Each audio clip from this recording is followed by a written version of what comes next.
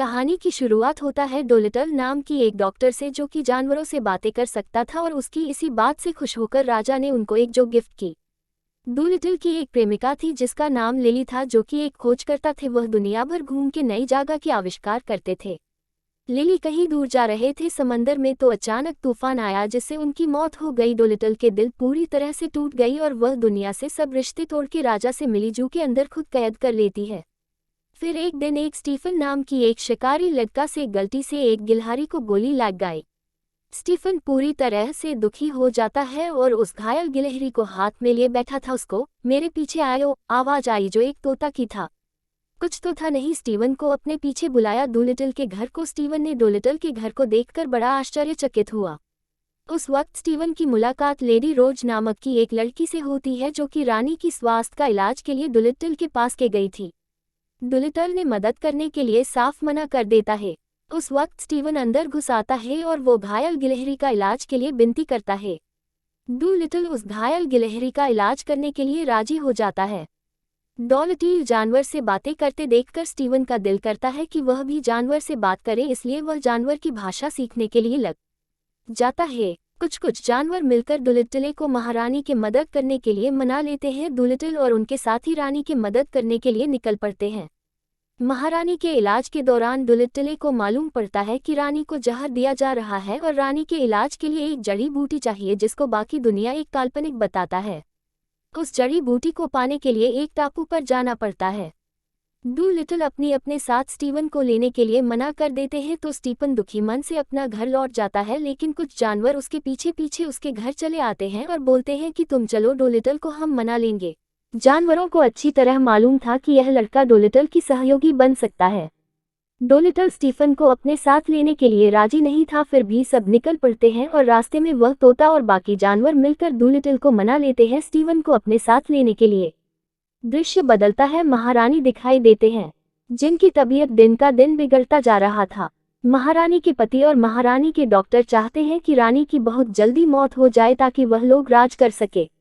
उनकी यह बात डोलिटल के एक दोस्त कीड़ा सुन लेता है जो कि डोलिटल के द्वारा वहां की हालचाल जानने के लिए जासूसी की तौर पर था।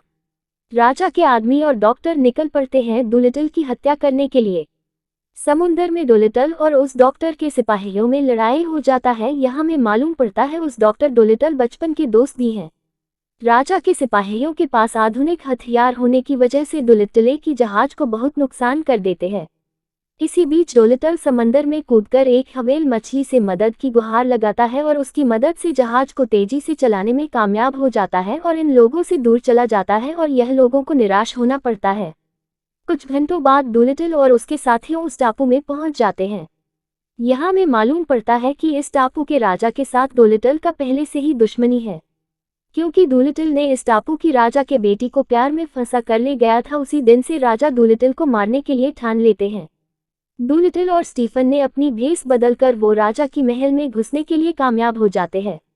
महल में जाने की उनका यह उद्देश्य रहता है कि वहां डोलिटल की प्रेमिका लिली के द्वारा लिखी गई एक किताब है जिसमें उस जड़ी बूटी के बारे में जानकारी है। पूरी दुनिया उस जड़ी बूटी को काल्पनिक बताता है, लेकिन डोलिटल को अपनी प्रेमिका पर पूरा भरोसा था, इसीलिए वह उस जड़ी बूटी को ढूंढने के लिए निकल था। डोलिटल और उसके साथी स्टीफन बड़ी मुश्किल से उस किताब के पास पहुंचे थे। अफसोस दोनों पकड़ा गए।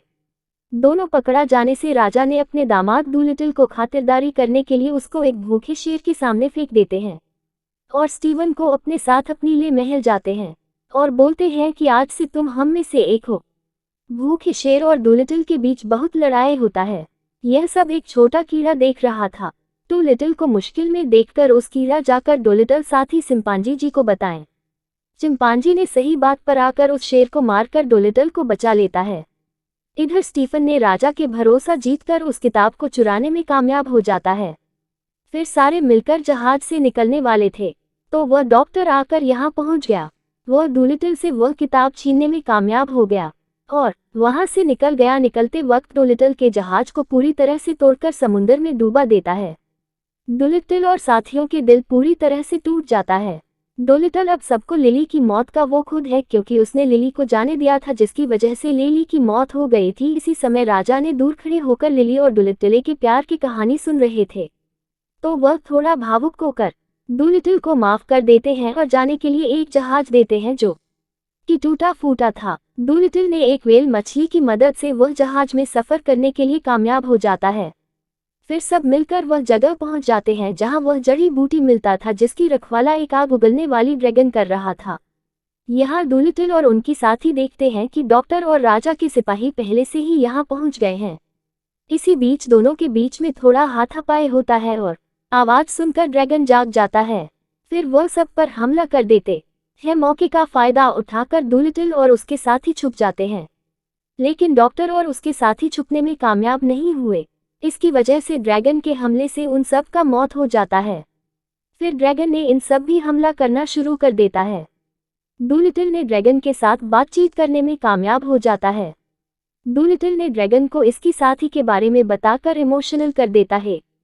फिर बताता है कि तुम ज्यादा देर इस जड़ी बूटी का देखभाल नहीं कर सकते हो, क्योंकि तुम्हारी पेट में कुछ फंसा हुआ है जो तुम्हारी मौत का कारण बनेगा।